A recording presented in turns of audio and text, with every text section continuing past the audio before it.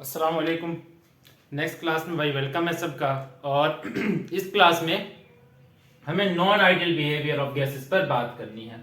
अब तक जितनी चीजें पहले हम देखते रहे, जितने गैस लॉज हमने देखे, जनरल गैस इक्वेशन देखी, वो सब आइडियल गैसेस के लिए था।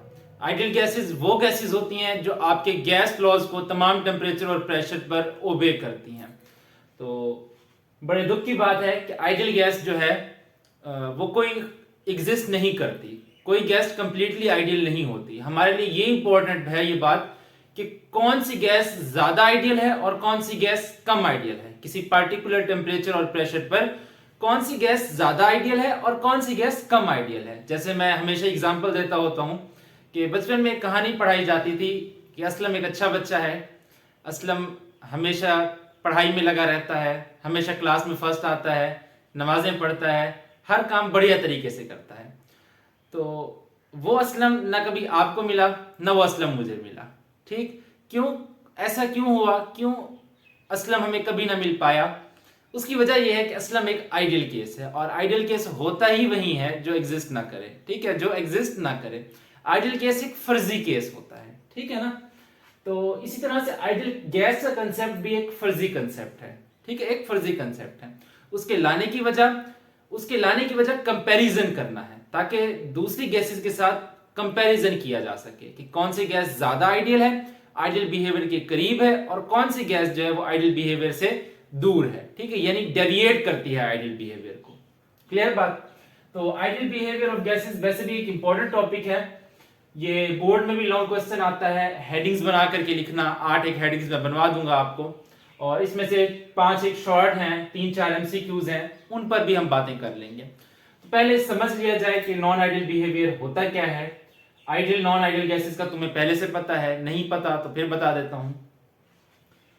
जब ये टॉपिक लिखोगे तो सबसे पहले आइडियल नॉन आइडियल गैसेस की डेफिनेशन दोगे, बताओगे कि वो गैस जो आपके गैस लॉज जिनमें Charles law, Boyle's law, Avogadro's law और जनरल गैस इक्वेशन, इनको तमाम वैल्यू ऑफ टेम्परेचर और प्रेशर पर फॉलो करती हैं, वो गैसेस आइडियल गैसेस होती हैं। The gases which follows all gas laws as general gas equation, PV is equal to nRT at all values of temperature and pressure is called an ideal gas। और इसी के साथ non ideal या real gas, non ideal gas या real gas एक ही मतलब है, उसकी डेफिनेशन भी दोगे।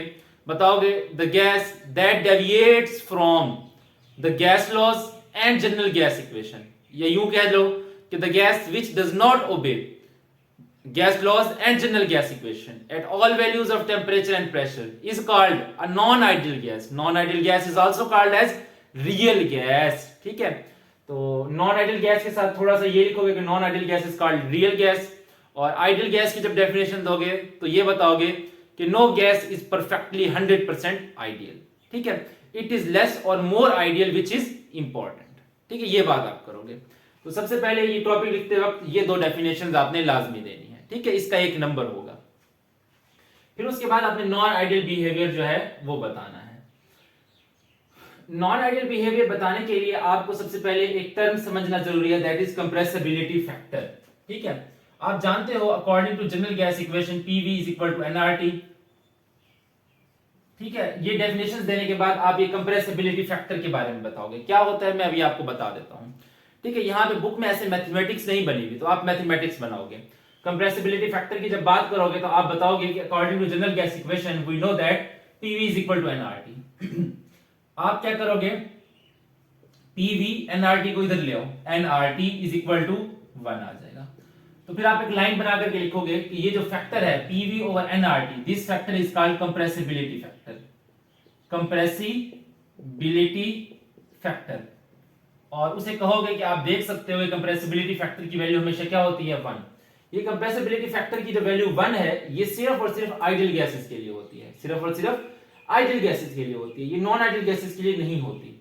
नॉन आइडियल गैसेस के लिए इसकी वैल्यू जो है 1 क्यों नहीं आती, उस पर हमें बात करनी है, उस पर बात करेंगे अभी।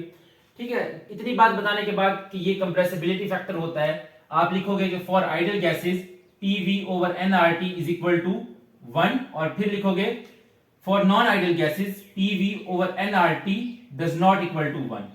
ठीक है, ये फॉर आइडियल गैसेस, थ्योरी में लिखोगे फॉर आइडियल गैसेस, और यहां पर लिखोगे फॉर नॉन आइडियल गैसेस। ठीक है ना। इस तरीके से थोड़ी सी मैथमेटिक्स जो है वो उसको करके दिखाओगे ताकि उसे आइडिया हो जाए कि बच्चों को कंप्रेसिबिलिटी फैक्टर का जो है वो मेन कंसेप्ट है। कंप्रेसिबिलिटी फैक्टर क्या है? पीवी ओवर एनआरटी का जो फैक्टर है इसी का दूसरा नाम कंप्रेसिबिलिटी फैक्टर है। इसका वैल्यू आइडियल गैसेस के लिए 1 होता है और नॉन आइडियल गैसेस के लिए 1 नहीं होता, 1 से ऊपर नीचे होता है। ठीक है, तो ये मैथमेटिक्स जो है आप बुक पर नोट कर सकते हो। एग्जाम में आपको इसी तरीके से लिखना है। बाय नेम शॉर्ट क्वेश्चन भी पूछेगा कि व्हाट इज कंप्रेसिबिलिटी फैक्टर, तो तब भी आपको ऐसे ही लिखना है। ठीक है, और साथ जो है थोड़ी सी थ्योरी उसे देनी है। ठीक है, थ्योरी लिख करके दिखानी है। ठीक है, क्लियर हो गया कंप्रेसिबिलिटी फैक्टर क्या होता है। अब देखो कंप्रेसिबिलिटी फैक्टर का वैल्यू हमेशा 1 है। तो अगर हम एक ग्राफ ड्रॉ करें, बल्कि हम एक नहीं दो ग्राफ ड्रॉ करेंगे, आओ वो दो ग्राफ ड्रॉ करते हैं और उन ग्राफ्स से जो है हम नॉन आइडियल बिहेवियर को समझने की कोशिश करते हैं। आइए ग्राफ ड्रॉ किए जाए। ग्राफ में ड्रॉ करता हूं, यहां पर एक्स एक्सिस पर लेता हूं प्रेशर और वाई एक्सिस पर पीवी ओवर एनआरटी ये लेता हूं। ठीक है, प्रेशर की यूनिट्स एटमॉस्फेयर होते हैं। क्या होते हैं? एटमॉस्फेयर। और पीवी ओवर एनआरटी इसके कोई यूनिट्स नहीं होते। पीवी ओवर एनआरटी के कोई यूनिट्स नहीं होते क्योंकि आप जानते हो कोई भी इक्वेशन होती है वो डायमेंशनली कंसिस्टेंट होती है। जो यूनिट्स इस साइड पर होते हैं वही यूनिट्स उस साइड पर होते हैं।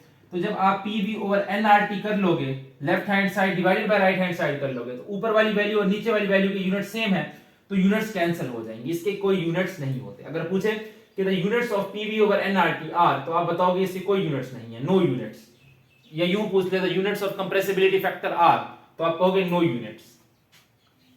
ठीक है, यहां पर एक और ग्राफ बना लेते हैं, एटीएम और पीवी ओवर एनआरटी। बुक में आपके 2 ग्राफ बने हुए हैं लेकिन आपने 3 ग्राफ बनाने हैं। ठीक है, तीसरा ग्राफ मैं बनवा रहा हूं। तीसरा ग्राफ सबसे पहला। ठीक है, देखो आइडियल गैस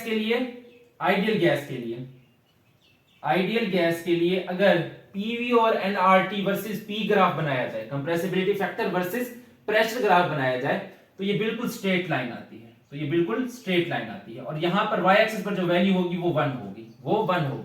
यहां पे 0 मान लो, ये 1 और यहां पर 2। ठीक है, यहां पर 1, ये 2, ये 3 एटमॉस्फेयर।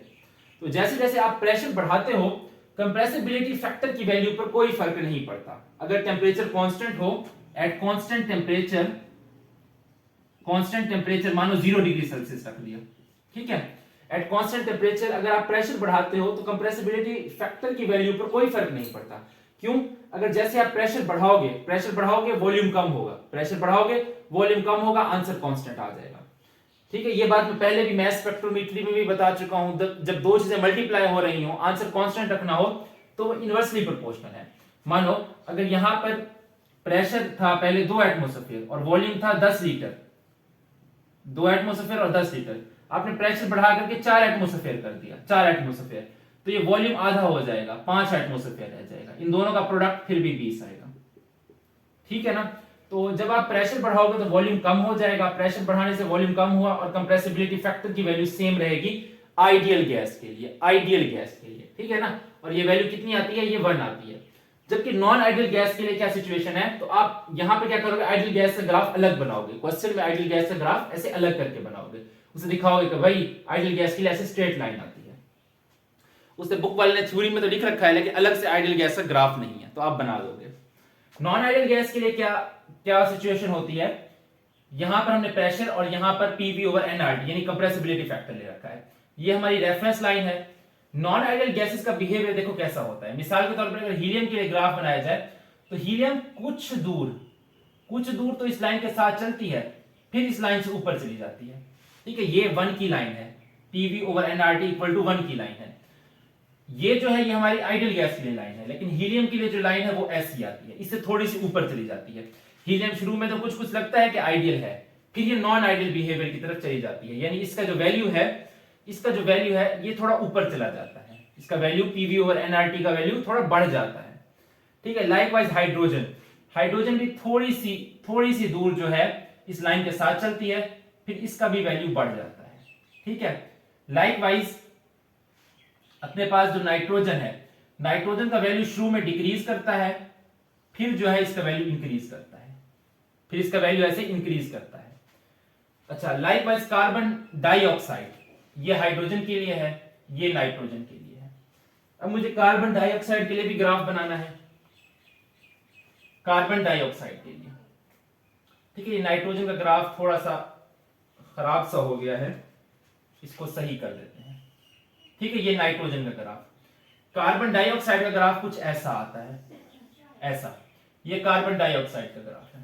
ठीक है, तो आप देख सकते हो इनमें जो सबसे ज्यादा आइडियल बिहेवियर शो कर रही है वो हीलियम गैस कर रही है।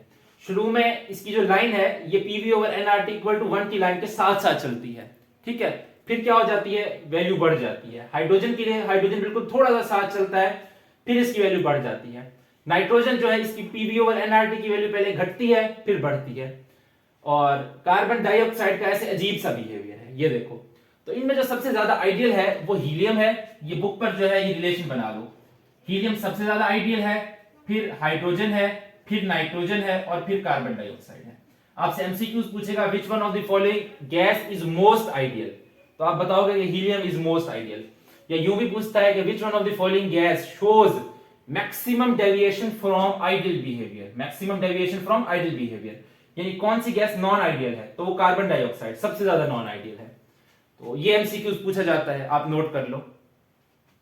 अच्छा, तो ये सिचुएशन है नॉन आइडियल गैस की एट लो टेम्परेचर, यानी मिसाल के तौर पर हमने ये ग्राफ बनाया 0 डिग्री सेल्सियस पर, ये 0 डिग्री सेल्सियस का ग्राफ है। अगर टेम्परेचर बढ़ा दिया जाए, अगर टेम्परेचर बढ़ा दिया जाए तो फिर जो है ग्राफ थोड़ा सा चेंज हो जाता है। कैसे चेंज हो जाता है उस पर भी बात करते हैं, लेकिन आप जो है अभी इस बात पर गौर करो कि देखो जब यहां पर प्रेशर लो है, प्रेशर लो है, तो हीलियम और हाइड्रोजन ये थोड़ा थोड़ा आइडियल बिहेवियर शो कर रहे हैं, हीलियम और हाइड्रोजन थोड़ा थोड़ा आइडियल बिहेवियर शो कर रहे हैं। लेकिन जैसे जैसे हम प्रेशर बढ़ा रहे हैं, यानी जैसे जैसे इस तरफ जा रहे हैं, तो प्रेशर बढ़ा रहे हैं ना, यहाँ पे 1 2 3 है, 4 बढ़ता जा रहा है।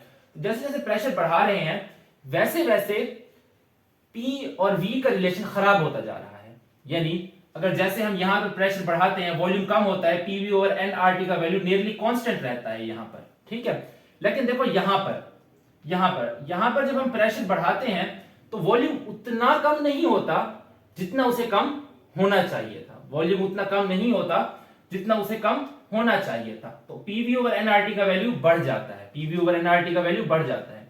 शुरू में तो बॉयल्स लॉ अच्छे काफी हद तक ओबे हो रहा है, फिर जो है बॉयल्स लॉ ओबे होना बंद हो जाता है। हाई प्रेशर पर वॉल्यूम चेंजेस वैसे नहीं आते जैसे बॉयल्स लॉ में बताए गए हैं। ठीक है, तो इस एक्सपीरियंस को भी याद रखना है। ये ग्राफ से देख करके पता चल रहा है, ये हम अपनी तरफ से नहीं बता रहे, ये ग्राफ से देख करके पता चल रहा है, ये रियलिटी बेस्ड स्टडीज है। ठीक है ना, तो इस एक्सपीरियंस को भी ग्राफ से देख करके ऐसे याद रखना है कि शुरू में बॉयल्स लॉ ओबे हो रहा है और जैसे हम प्रेशर अप्लाई करते हैं वॉल्यूम हाफ हो जाता है। लेकिन आगे चल करके हाई प्रेशर्स पर क्या सिचुएशन है हाइड्रोजन हीलियम में कि प्रेशर अप्लाई करने पर वॉल्यूम घटता तो है लेकिन उतना नहीं घटता। ठीक, घटता तो है लेकिन उतना नहीं घटता और बॉयल्स लॉ इतने अच्छे से ओबे नहीं होता। तो हाई प्रेशर पर बॉयल्स लॉ अच्छे से ओबे नहीं होता और लो प्रेशर पर जो है बॉयल्स लॉ अच्छे से ओबे होता है। तो हम कह सकते हैं लो प्रेशर पर आइडियल बिहेवियर है, लो प्रेशर पर आइडियल बिहेवियर है। और हाई प्रेशर पर क्या है, हाई प्रेशर पर क्या है, नॉन आइडियल बिहेवियर है, नॉन आइडियल बिहेवियर। क्लियर है बात? इसकी रीजन क्या है ये भी हम देखेंगे, रीजन समझ आ जाएगी। अभी कुछ देर जरा सब्र से काम लो, ठीक है ना। अच्छा, ये आइडियल गैस का ग्राफ यार लाजमी बनाना, अलग से बनाना, ठीक है, जब लॉन्ग क्वेश्चन लिखना। तो फिलहाल इसको मिटा रहे हैं क्योंकि आइडियल गैस पर तो हमारी बात हो चुकी, अभी नॉन आइडियल गैस पर बात करनी है। अच्छा देखो क्या होगा अगर हम यहां पर टेम्परेचर बढ़ा दें, ये भी ग्राफ 0 डिग्री सेल्सियस पर बना हुआ है और है नॉन आइडियल गैस के लिए। और अगर नॉन आइडियल गैस का यही ग्राफ हम हाई टेम्परेचर पर बनाए, ये देखो यहां पर प्रेशर ले लो और यहां पर compressibility factor PV over nRT ले लो, यही ग्राफ हम हाई टेम्परेचर पर बनाते हैं। ये रेफरेंस लाइन आ गई जो आइडियल गैसेस के लिए होती है। हाई टेम्परेचर पर आपको पता है क्या देखने को मिलेगा, हीलियम जो है अच्छा खासा आइडियल बिहेवियर शो करेगी, हीलियम अच्छा खासा आइडियल बिहेवियर, हाइड्रोजन भी थोड़ा सा अच्छा आइडियल बिहेवियर शो करेगी, थोड़ा ज्यादा आइडियल बिहेवियर शो करेगी। ठीक है, थोड़ी दूर जो है इस लाइन के साथ चलेगी हाई टेम्परेचर पर, मानो ये 100 डिग्री सेल्सियस पर बना रहे हैं। ठीक है, नाइट्रोजन भी वो भी कुछ ना कुछ थोड़ा बहुत आइडियल बिहेवियर शो कर देगी। ये हीलियम है, ये हाइड्रोजन है, ये नाइट्रोजन है। देखो नाइट्रोजन जो लो टेम्परेचर पे थी पहले इसका वैल्यू घट रहा था और फिर बढ़ा, और हाई टेम्परेचर पर जाकर के क्या है, इसका वैल्यू घटा नहीं, कुछ देर लाइन के साथ चला फिर बढ़ने लग गया, कुछ देर लाइन के साथ चला फिर बढ़ने लग गया। और कार्बन डाइऑक्साइड जो है इसका बिहेवियर भी कुछ थोड़ा हद तक ठीक हो जाता है। ठीक है, पहले इसकी लाइन देखो कार्बन डाइऑक्साइड की ऐसे यूं जा रही है, हाई टेम्परेचर पे इसकी लाइन कुछ ऐसी हो जाती है कार्बन डाइऑक्साइड की। तो हाई टेम्परेचर पर देखो गैसेस क्या है, आइडियल बिहेवियर की तरफ शिफ्ट हो गई हैं। ठीक है, यहां ग्राफ से पता लग रहा है, देखो यहां पर लो टेम्परेचर था तो गैसेस क्या थी, यहां से थोड़ा सा आइडियल बिहेवियर शो कर रही थी, और हाई टेम्परेचर पर जैसे हमने ग्राफ बनाया तो देखो गैसेस क्या हो गई, मोर आइडियल हो गई। तो हम कह सकते हैं कि हाई टेम्परेचर पर गैसेस क्या है, मोर आइडियल है, मोर आइडियल है, और लो टेम्परेचर पर गैसेस लेस आइडियल है, लेस आइडियल है। ठीक है, यहां भी आप मोर और लेस का वर्ड ऐड करोगे। ठीक है ना, तो ये एक्सपीरियंस हमारे सामने है। अब ऐसा क्यों होता है, इसकी रीजन देखो। देखो आइडियल गैस वो गैस होती है जिसमें इंटरमोलिकुलर फोर्सेस ना हो। Kinetic molecular theory of gases ने क्या कहा था कि there are no forces of attraction between gas molecules. तो वही गैस मॉलिक्यूल जो है आइडियल होगी जिसमें फोर्सेस ऑफ अट्रैक्शन नहीं होंगी। तो हाई टेम्परेचर पर क्या होता है, सॉरी हाई प्रेशर पर क्या होता है, हाई प्रेशर पर यह होता है कि वॉल्यूम कम हो जाता है, वॉल्यूम कम हो जाता है, और गैस के जो मॉलिक्यूल है वॉल्यूम कम हो गया, गैस के मॉलिक्यूल करीब करीब आ गए, गैस के मॉलिक्यूल करीब करीब आ गए। तो इनमें इंटरमोलिकुलर फोर्सेस डेवलप हो जाती हैं। क्या डेवलप हो जाती हैं, इंटरमोलिकुलर फोर्सेस डेवलप हो जाती हैं। तो इंटरमोलिकुलर फोर्सेस के आने की वजह से आइडियल बिहेवियर खत्म हो जाता है, केएमटी का पोस्टुलेट ओबे नहीं होता हाई टेम्परेचर पर। अच्छा, लाइकवाइज लो प्रेशर पर क्या होता है, लो प्रेशर पर गैस मॉलिक्यूल्स होते हैं दूर दूर, और मैंने बताया था कि इंटरमोलिकुलर फोर्सेस की स्ट्रेंथ और डिस्टेंस में इनवर्स रिलेशन है। मॉलिक्यूल्स दूर दूर होंगे तो इंटरमोलिकुलर फोर्सेस नहीं होंगी, या होंगी तो बहुत कम होंगी। तो लो प्रेशर पर क्या होता है, क्योंकि मॉलिक्यूल्स दूर दूर होते हैं तो इनमें इंटरमोलिकुलर फोर्सेस नहीं होती, और चूंकि इनमें इंटरमोलिकुलर फोर्सेस नहीं होती इसलिए इनका बिहेवियर कैसा रहता है, आइडियल बिहेवियर रहता है। ठीक है, और लो प्रेशर पर बॉयल्स लॉ अच्छे से ओबे होता है, हाई प्रेशर पर बॉयल्स लॉ ओबे होता तो है लेकिन उतना ज्यादा नहीं हो पाता। ठीक है, तो गैस इज हाई प्रेशर पर लेस आइडियल। सिमिलरली टेम्परेचर का क्या चक्कर है, टेम्परेचर का भी वही चक्कर है। हाई टेम्परेचर पर देखो क्या सिचुएशन है, हाई टेम्परेचर पर यह सिचुएशन है कि वॉल्यूम ज्यादा, टेम्परेचर और वॉल्यूम में डायरेक्ट रिलेशन होता है, वॉल्यूम ज्यादा मॉलिक्यूल्स दूर दूर, इंटरमोलिकुलर फोर्सेस नहीं है, गैस कैसी है, मोर आइडियल है। ठीक है, और लो टेम्परेचर पर क्या सिचुएशन हो जाएगी, लो टेम्परेचर पर गैस मॉलिक्यूल्स करीब करीब, जब मॉलिक्यूल्स करीब करीब होंगे तो इनमें इंटरमोलिकुलर फोर्सेस, इनमें इंटरमोलिकुलर फोर्सेस, और जब इंटरमोलिकुलर फोर्सेस आ जाएंगी तो बिहेवियर कैसा हो जाएगा, नॉन आइडियल। कैसा हो जाएगा, नॉन आइडियल। तो आप कह सकते हो कि gases are ideal at LPHT, LPHT। ठीक है, लो प्रेशर, ये निमोनिक है, low pressure and high temperature, low pressure and high temperature. ठीक है, लो प्रेशर से क्या होगा, मॉलिक्यूल्स दूर दूर होंगे, इंटरमोलिकुलर फोर्सेस नहीं होंगी, हाई टेम्परेचर से भी वॉल्यूम बढ़ेगा, मॉलिक्यूल दूर दूर चले जाएंगे, इंटरमोलिकुलर फोर्सेस नहीं होंगी। तो LPHT पे इस कंडीशन पर गैस मॉलिक्यूल ज्यादा आइडियल बिहेवियर शो करेंगे, ज्यादा आइडियल बिहेवियर शो करेंगे। तो ये बात क्लियर हो गई, इतनी बात समझ आ गई तो फिर बहुत है। अच्छा देखो, लो टेम्परेचर पर जो आइडियल बिहेवियर है वो इधर लो प्रेशर रीजन में ही है, लो प्रेशर रीजन में ही नॉन आइडियल बिहेवियर आने लग गया है। लेकिन अगर टेम्परेचर बढ़ा दो तो फिर ये जो डेविएशन है ये इधर की बजाय थोड़ी सी आगे चली जाती है, यहां पर डेविएशन आने लगी। हाई टेम्परेचर पर जो आपकी डेविएशन है वो हायर प्रेशर रीजन की तरफ शिफ्ट हो जाती है। हाई टेम्परेचर पर, रिपीट करता हूं, देखो लो टेम्परेचर है ना 0 डिग्री सेल्सियस, तो यहां पर देखो ऐसे लो प्रेशर पर ही डेविएशन आने लग गई है। हाई टेम्परेचर पर क्या होता है, ये जो डेविएशन है ये थोड़े से हायर प्रेशर की तरफ शिफ्ट कर जाती है। क्यों, क्योंकि टेम्परेचर बढ़ाने से वॉल्यूम बढ़ जाता है, टेम्परेचर बढ़ाने से वॉल्यूम बढ़ जाता है और गैस मॉलिक्यूल्स को एक अच्छा खासा मार्जिन मिल जाता है प्रेशर के साथ कंपनसेशन का। ठीक है, प्रेशर को कंपनसेट करने का एक अच्छा खासा मार्जिन मिल जाता है। ठीक है, तो हाई टेम्परेचर जब होगा तो जो डेविएशन पॉइंट होगा वो हाई प्रेशर की तरफ शिफ्ट कर जाएगा। ठीक है, जबकि लो टेम्परेचर पर क्योंकि ऑलरेडी वॉल्यूम कम होता है, ठीक है, तो प्रेशर के साथ वॉल्यूम को एडजस्ट करने का मौका नहीं मिलता। ठीक है, लो टेम्परेचर पर ऑलरेडी इंटरमोलिकुलर फोर्सेस डेवलप हुई भी होंगी। ठीक है, तो बॉयल्स लॉ इतने अच्छे से ओबे नहीं होगा। ठीक है, जबकि हाई टेम्परेचर पर बॉयल्स लॉ कुछ हद तक ज्यादा ओबे होता है, ज्यादा ओबे होता है, ठीक है। तो कुछ हद तक जो है इसको घसीटता, यानी इसके साथ जो है कंपनसेशन कर लेता है, ठीक है ना। तो मुद्दे की बात ये कि लो टेम्परेचर पर जो है डेविएशन लो प्रेशर पर आने लग जाती है, जबकि हाई टेम्परेचर पर जो डेविएशन है वो थोड़ी हायर प्रेशर रीजन की तरफ शिफ्ट हो जाती है, ठीक है। ये इंपॉर्टेंट है, ये बुक में लाइन लिखी हुई है, ठीक है, ये समझा भी दी है मैंने ग्राफ से, आप देख सकते हो। तो ये लाइन जो है ये लाजमी लिखनी है, ठीक है, ये खाली नहीं है लाइन आपने। अच्छा, इतनी बातें तो समझ आ गई यार, ग्राफ शराफ समझ आ गया, अब क्लियर हो गई ना बातें। Helium, hydrogen, nitrogen, carbon dioxide का बिहेवियर समझ आ गया, ठीक है। अब मसला तो नहीं होगा, एंड में अब कंक्लूजन भी निकाल लेना है। Gases show ideal behaviour at low pressure and high temperature, while gases are non ideal at, इसका उल्टा कर दो, high pressure and low temperature. High pressure and low temperature, high pressure low temperature पर क्या होगा, गैसेस नॉन आइडियल, और low pressure high temperature पर gases ideal behaviour. क्यों ऐसा क्यों होता है, क्योंकि मॉलिक्यूल दूर दूर, उनमें इंटरमॉलिक्यूलर फोर्सेज नहीं होंगी, ठीक है ना। ये एमसीक्यूज भी पूछता है आपसे कि gases show non ideal behaviour eight high pressure and low temperature, non ideal behaviour high pressure और लो टेम्परेचर पर, जबकि आइडियल बिहेवियर एलपीएचटी, लो प्रेशर और हाई टेम्परेचर पर। क्लियर, ये एमसीक्यूज पूछता होता है, ठीक है, लाजमी। अच्छा, एक और एमसीक्यूज भी पूछता है, वो एमसीक्यू आपकी एक्सरसाइज का है।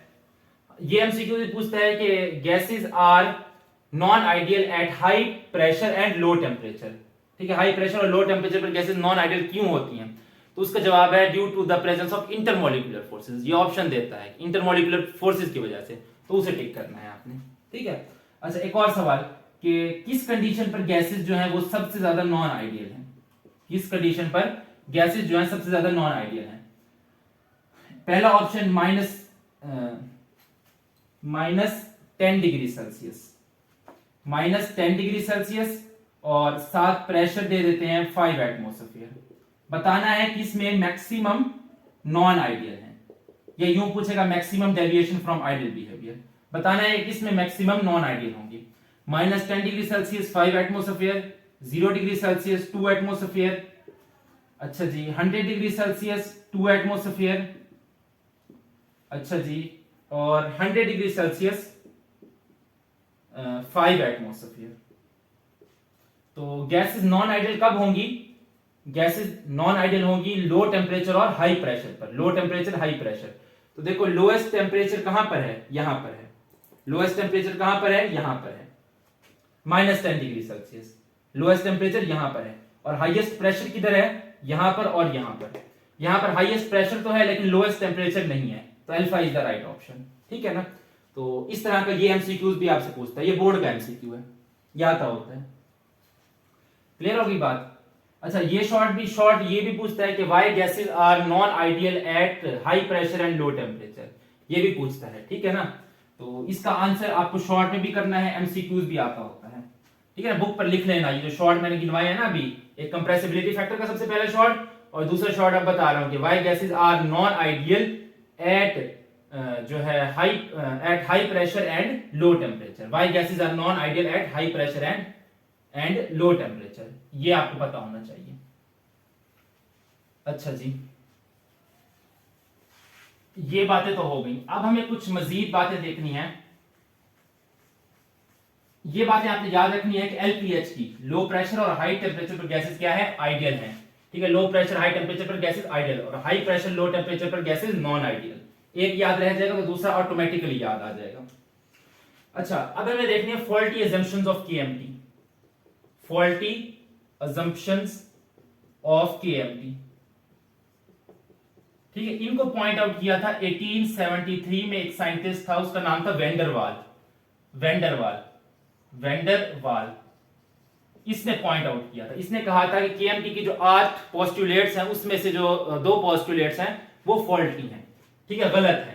पहला क्या था, ये बाइनोमियल शॉर्ट क्वेश्चन पूछता है कि give the faulty assumptions of KMT, ठीक है। काइनेटिक मॉलिक्यूलर थ्योरी की कौन सी जो अजम्पशंस हैं वो गलत है। सबसे पहली कि there are no forces of attraction between gas molecule, ठीक है, there no forces between gas molecules, cut short करके लिख रहा हूं, बिटवीन गैस मॉलिक्यूल्स। और दूसरा the actual volume is negligible as compare to volume of container. Volume of container, gas molecules का जो ओरिजिनल वॉल्यूम है वो कंटेनर के वॉल्यूम के मुकाबले में नेग्लिजिबल होता है। ठीक है, इस पर तो बात करते रहे कि there are no forces of attraction between gas molecules.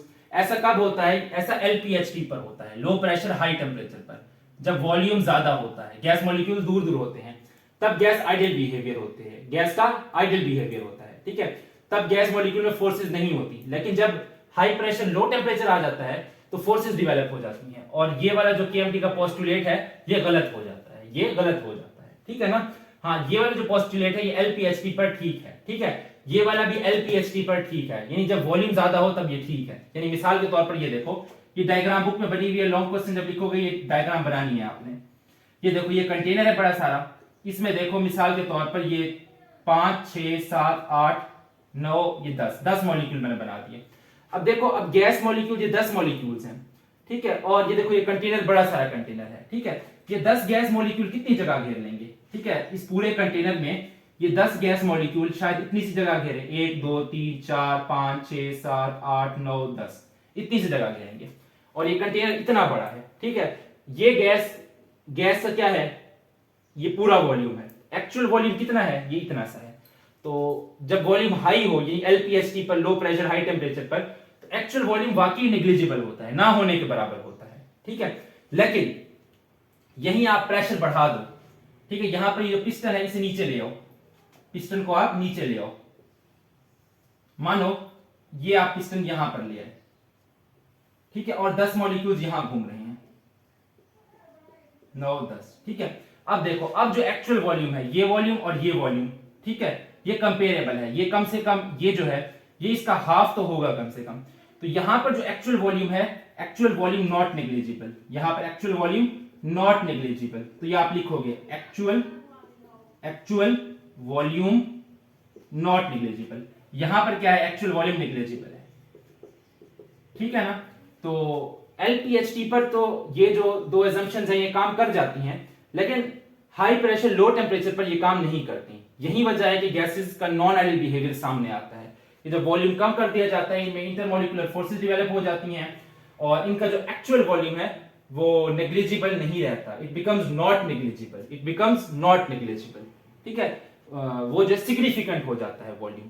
ठीक है ना? हाई प्रेशर और लो टेम्परेचर पर ये वॉल्यूम सिग्निफिकेंट हो जाता है, ये वॉल्यूम सिग्निफिकेंट हो जाता है।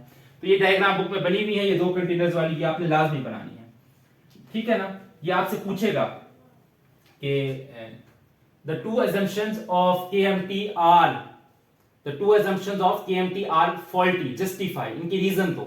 तो आपने पहले ये assumptions लिखनी है, फिर उनकी रीजन देनी है कि KMT का कहना है कि कोई फोर्सेस नहीं होती, लेकिन अगर प्रेशर हाई कर दो और टेम्परेचर लो कर दो, वॉल्यूम कम हो जाए, तो गैस मॉलिक्यूल्स में फोर्सेस डेवलप हो जाती हैं। और आपने बताना है कि KMT कहती है कि एक्चुअल वॉल्यूम इज नेग्लिजिबल। ठीक है, लो प्रेशर हाई टेम्परेचर पर तो ये बात सही है, लेकिन हाई प्रेशर लो टेम्परेचर पर ये बात सही नहीं है। ठीक है, वहां पर जाकर के गैस मॉलिक्यूल्स का जो एक्चुअल वॉल्यूम है वो सिग्निफिकेंट हो जाता है, इट बिकम्स नॉट नेग्लिजिबल। तो ये लिखोगे और साथ डायग्राम्स बनाओगे, ये 2 डायग्राम्स बना करके दिखाओगे। अच्छा, फाइनली मैं हेडिंग्स बनवा देता हूं आपको। देखो, हेडिंग्स कैसे अटेम्प्ट करना है। सबसे पहले ideal and non ideal gas की हेडिंग देनी है, ideal and non ideal gas की हेडिंग देनी है। इसे बताना है कि वो गैस जो गैस लॉज और जनरल गैस इक्वेशन को ओबे करे वो आइडियल गैस है, जो ओबे ना करे वो नॉन आइडियल गैस है। आइडियल गैस जो है एग्जिस्ट नहीं करती, ये इंपॉर्टेंट है, कौन सी गैस ज्यादा आइडियल है और कौन सी गैस कम आइडियल है। और नॉन आइडियल गैसेज, तमाम गैसेज तकरीबन नॉन आइडियल ही होती हैं, और क्या कहते हैं, नॉन आइडियल गैस को रियल गैस भी बोलते हैं। अच्छा, यहां से आपसे एक शॉर्ट क्वेश्चन पूछता है कि बताओ why H2O vapors are non-ideal? Why H2O vapors are non-ideal at 0 degree Celsius? Board का शॉर्ट क्वेश्चन लिख लो बुक पे। Why water vapors are non-ideal at 0 degree Celsius? तो आप बताओगे those gases are ideal which have no intermolecular forces present between them. As we know that water vapors have hydrogen bonding present between them, and hydrogen bonding are strong intermolecular forces. That's why water vapors are non-ideal according to the postulate of KMT. There should be no forces between gas molecules if they are ideal. ठीक है, तो इस तरह से आप बताओगे। और मजीद आपसे पूछता है कि justify that helium and hydrogen they are more ideal while sulfur dioxide and chlorine they are less ideal, ये पूछता है ये लेस आइडियल है ये मोर आइडियल है, बताओ ऐसा क्यों है। तो आपने बताना है कि हीलियम और हाइड्रोजन क्योंकि स्मॉल साइज गैसेज हैं, तो स्मॉल साइज होने की वजह से दे आर लीस्ट पोलराइज्ड, इनमें पोल्स नहीं बन सकते, तो इनमें फोर्सेस ऑफ अट्रैक्शन जो है वो कम रहती हैं। जबकि SO2 और Cl2 लार्ज साइज हैं, ये पोलराइज हो सकती हैं, इनमें पोल्स बन सकते हैं और इंटरमोलिकुलर फोर्सेस अच्छे से डेवलप हो सकती हैं। तो इस वजह से इंटरमोलिकुलर फोर्सेस डेवलप होने की वजह से SO2 और Cl2 जो है ये नॉन आइडियल बिहेवियर शो करते हैं, जबकि हीलियम हाइड्रोजन कुछ हद तक जो है आइडियल बिहेवियर रखते हैं। ठीक है ना। अच्छा ये पोल्स वाली बात पता होगी यार, मैं पहले भी बता चुका हूं 2 दफा, नहीं पता सुनो सुनो सुनो। मिसाल के तौर पर ये 2 मॉलिक्यूल्स हैं, इसके पास भी इलेक्ट्रॉन्स हैं, इसके पास भी इलेक्ट्रॉन्स हैं। जैसे ही ये 2 मॉलिक्यूल्स एक दूसरे के करीब आते हैं, एक दूसरे के इलेक्ट्रॉनों को रिपेल करते हैं, एक दूसरे के इलेक्ट्रॉनों को रिपेल करते हैं। ठीक है, इसके इलेक्ट्रॉन्स इधर चले गए रिपेल होकर के, उसके इलेक्ट्रॉन्स रिपेल होकर के इस तरफ चले गए। यहां पर पार्शियल नेगेटिव, यहां पर partial negative, partial positive, partial positive. तो ये देखो एक दूसरे के इलेक्ट्रॉनों को रिपेल करके इस तरह से पोल्स बन गए, इस तरह से पोल्स बन गए। अब ये देखो ये एक पोलर बन गया, पोलर मॉलिक्यूल बन गया, इंस्टेंटेनियस पोलर मॉलिक्यूल बन गया। अब ये इंस्टेंटेनियस पोलर मॉलिक्यूल जब किसी दूसरे नॉन पोलर मॉलिक्यूल के करीब जाएगा, नॉन पोलर मॉलिक्यूल के करीब जाएगा, तो अब क्या करेगा, इसके इलेक्ट्रॉनों को धक्का मार के इधर भेजेगा। तो इस मॉलिक्यूल का स्टेटस क्या हो जाएगा, देखो ये वाला मॉलिक्यूल भी क्या हो जाएगा, पोलराइज हो जाएगा। कुछ ऐसा सिचुएशन हो जाएगा इसका, यहां पर पार्शियल नेगेटिव, यहां पर पार्शियल पॉजिटिव, ये पार्शियल नेगेटिव। तो पार्शियल नेगेटिव और पॉजिटिव में अट्रैक्शन स्टार्ट हो जाएंगी। ठीक है, नेगेटिव पॉजिटिव में अट्रैक्शन स्टार्ट हो जाएंगी। इसी का नाम है पोलराइजेबिलिटी। ठीक है, पोलराइजेशन। अगर साइज बड़ा होगा मॉलिक्यूल का तो पोलराइज करना आसान, लेकिन अगर साइज ही छोटा होगा, ये देखो ये छोटे छोटे मॉलिक्यूल हैं, इनमें ये इलेक्ट्रॉन है। ठीक है, ये एक दूसरे के करीब आए, एक दूसरे के इलेक्ट्रॉनों को धक्का मारने की कोशिश की, तो अब इलेक्ट्रॉन उस तरफ कैसे भागेंगे, वहां पर तो जगह ही नहीं है, यहां पर तो जगह थी, इलेक्ट्रॉन भाग करके आ गए। तो बड़े मॉलिक्यूल को पोलराइज करना आसान है, छोटे मॉलिक्यूल को पोलराइज करना मुश्किल काम है। ठीक है ना, तो ये बात याद रखना, H2 और He को पोलराइज करना मुश्किल है, तो ये लीस्ट पोलराइज, इनमें इंटरमॉलिक्यूलर फोर्सेस डेवलप नहीं होती, तो ये कुछ हद तक आइडियल है। जबकि SO2 Cl2 ये लार्ज साइज होती हैं, इनको पोलराइज करना आसान, इनमें इंटरमॉलिक्यूलर फोर्सेस डेवलप हो जाती हैं, जिसकी वजह से इनका बिहेवियर कैसा होता है, नॉन आइडियल। ठीक है ना। तो सबसे पहले आइडियल नॉन आइडियल की डेफिनेशन देना, हम लॉन्ग क्वेश्चन की बात कर रहे थे। दूसरी जो है compressibility factor, compressibility factor mathematics करके दिखाना उसे फैक्टर। ठीक है, तीसरी हेडिंग देना बिहेवियर ऑफ आइडियल गैस, बताना कि आइडियल गैस का बिहेवियर कैसे होता है। और कंप्रेसिबिलिटी फैक्टर के लिए PV over nRT versus P के लिए स्ट्रेट लाइन होती है, ग्राफ खींच करके दिखाना उसे। अच्छा, नंबर 4 उसे बताना behaviour of non ideal gas, behaviour of non ideal gas. ठीक है, ये हेडिंग देने के बाद ये जो 2 ग्राफ हैं 0 डिग्री सेल्सियस का, ये देखो ये हाइड्रोजन के लिए, हीलियम के लिए, ये नाइट्रोजन के लिए, ये कार्बन डाइऑक्साइड के लिए, ये 0 डिग्री सेल्सियस पर, और 100 डिग्री सेल्सियस वाला ग्राफ, ये रेफरेंस लाइन, ये हीलियम का, ये हाइड्रोजन का, ये नाइट्रोजन का, और ये कार्बन डाइऑक्साइड का। तो ये दोनों ग्राफ फौरन उसी वक्त ही बना देना। ठीक है ना, हेडिंग दे करके फौरन उसी वक्त ही बना देना, और फिर इन्हीं ग्राफ्स के साथ साथ आपने सब हेडिंग्स देनी है। ठीक है, पहले हेडिंग क्या दोगे, पहले हेडिंग दोगे eight low pressure, eight low pressure. तो आप बताओगे लो प्रेशर पर बॉयल्स लॉ ओबे होता है, जबकि हाई प्रेशर पर बॉयल्स लॉ ओबे नहीं होता। दूसरी हेडिंग दोगे eight high pressure, eight high pressure. ठीक है, हाई प्रेशर पर जो है डिक्रीज इन वॉल्यूम उतना नहीं होता जितना हम एक्सपेक्ट कर रहे होते हैं, ये बात करोगे। तीसरी बात आप करोगे at low temperature, at low temperature. तो आप बताओगे लो टेम्परेचर पर जो डेविएशन है वो जल्दी आ जाती है, लो टेम्परेचर पर डेविएशन जल्दी आ जाती है, जबकि हाई टेम्परेचर पर क्या सिचुएशन होती है, हाई टेम्परेचर पर जो डेविएशन होती है वो हायर प्रेशर रीजन की तरफ शिफ्ट कर जाती है, ये बात करोगे। चौथी हेडिंग आप दोगे एट हाई प्रेशर, और इसमें ये बात लिख दोगे, ये सब हेडिंग्स दोगे भाई। ठीक है, इसी से प्रेजेंटेशन बनेगी लॉन्ग की।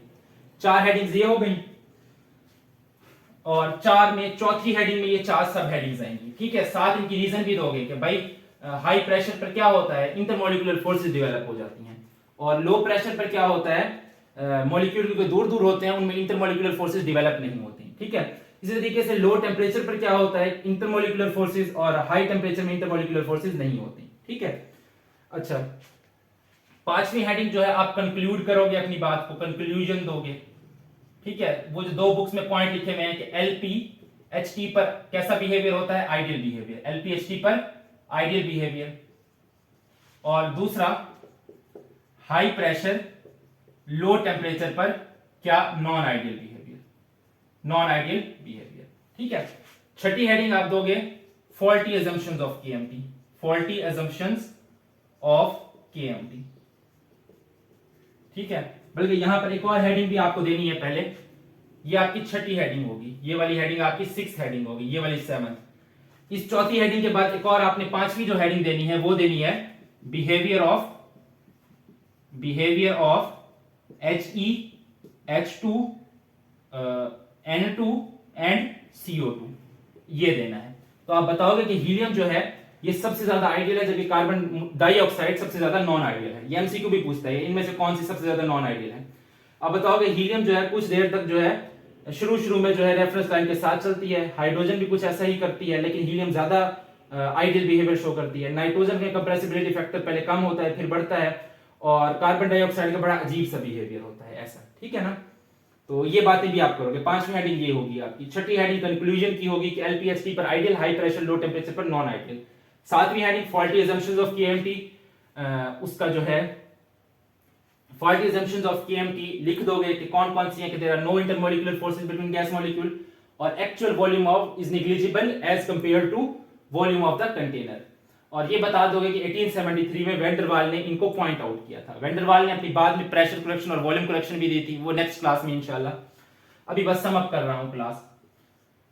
8वीं रीजन दोगे, reason of deviation from ideal behaviour, from ideal behaviour. तो आप बताओगे कि हाई प्रेशर पर क्या होता है, एक्चुअल वॉल्यूम निग्लिजिबल नहीं होता, वो सिग्निफिकेंट होता है, और हाई प्रेशर लो टेम्परेचर पर क्या होता है, इंटरमोलिकुलर फोर्सेस भी डेवलप होती हैं, जिसकी वजह से जो है आपके गैस मॉलिक्यूल्स आइडियल बिहेवियर से नॉन आइडियल बिहेवियर की तरफ चले जाते हैं। और वो जो दो डायग्राम्स हैं, ये हाई लो प्रेशर और हाई टेम्परेचर की, LPHT की, ठीक है, जहां पर इंटरमोलिकुलर फोर्सेस नहीं है और एक्चुअल वॉल्यूम जो है वो नेग्लिजिबल है, और दूसरी जो है वो हाई प्रेशर लो टेम्परेचर की, ठीक है, जहां पर गैस मॉलिक्यूल करीब करीब है और एक्चुअल वॉल्यूम नेग्लिजिबल नहीं है, और इंटरमोलिकुलर फोर्सेस भी डेवलप हो चुकी हैं। ठीक है ना, तो that was all about non ideal behaviour of gases. पूरी जान लगा दी हमने तो तुमको समझाने में, उम्मीद है समझ आई होगी। इंशाल्लाह अगली क्लास में मुलाकात होगी वैन डर वाल की प्रेशर करेक्शन और वॉल्यूम करेक्शन की इक्वेशंस के साथ। तब तक के लिए अल्लाह हाफिज। ये इंपॉर्टेंट लॉन्ग क्वेश्चन है, कर लेना, बाद में ना कहना खबर ना हुई।